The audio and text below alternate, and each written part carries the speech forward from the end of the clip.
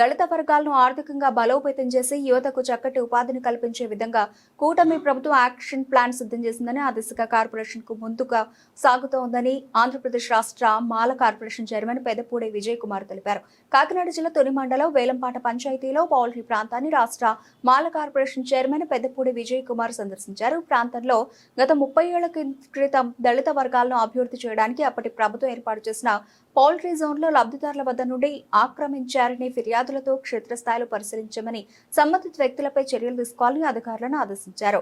భవిష్యత్తులో ఈ స్థలాన్ని ఎస్సీ కార్పొరేషన్ ల్యాండ్ బ్యాంకుగా గుర్తించి యువతకు ఉపాధి కల్పించేందుకు కృషి చేస్తామన్నారు. ఈ కార్యక్రమంలో జిల్లా SC corporation ED J Satyavathi, SC corporation డైరెక్టర్లు మద్దా మణి, కొమ్ము మరడియా, ఎస్సీ కార్పొరేషన్ బృందం, కూటమి నాయకులు గోవింద్, నాని, జలువాసు, మోడపాటి శ్రీను, కూరపాటి రఘు, అంబేద్కర్ సొసైటీ లీడర్ కాల మహార్ తదితరులు పాల్గొన్నారు. మీడియా మిత్రులందరికీ నమస్కారం అండి. ఈరోజు తుని తుని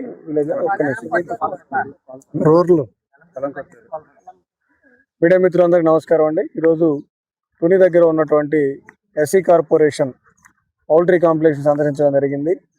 ఒక 30 ఏళ్ల క్రితం ఎస్సీ సామాజిక వర్గానికి సంబంధించిన వ్యక్తులు ఆర్థికంగా బలోపేతం అవ్వాలన్న ఒక గొప్ప సంకల్పంతో ఆనాటి ప్రభుత్వాలు ఇక్కడ ఉన్నటువంటి భూమిని ఆ రోజు ఒక్కొక్క బెనిఫిషియరీకి 8 సెంట్లలో షెడ్ నిర్మించి, అలాగే 3 సెంట్లలో నివాస స్థలం చూపించి ఇక్కడ వారికి ఒక ఎకనామిక్ యాక్టివిటీ చేసుకోవడానికి ఆ రోజు ప్రభుత్వాలు అవకాశం కల్పించాయి. ఈ భూములు ఎస్సీ కార్పొరేషన్ పరిధిలో ఇవి యాక్టివిటీస్ జరిగే విధంగా కూడా ఆ రోజు నిబంధనలు తయారు చేశారు.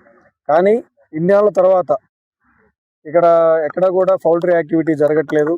దాంతోపాటు ఎవరైతే బెనిఫిషరీస్ ఉన్నారో వాళ్ళు ఎక్కువ శాతం వీటి ఎంజాయ్మెంట్లో లేరు. కాబట్టి వీటిని తదుపరి ఎస్సీల యొక్క అభ్యున్నతి కోసం ఎలా చేయాలి, ఏం చేయాలన్న ఒక ఉద్దేశంతో పరిశీలించడానికి ఈరోజు ఇక్కడ రావడం జరిగింది.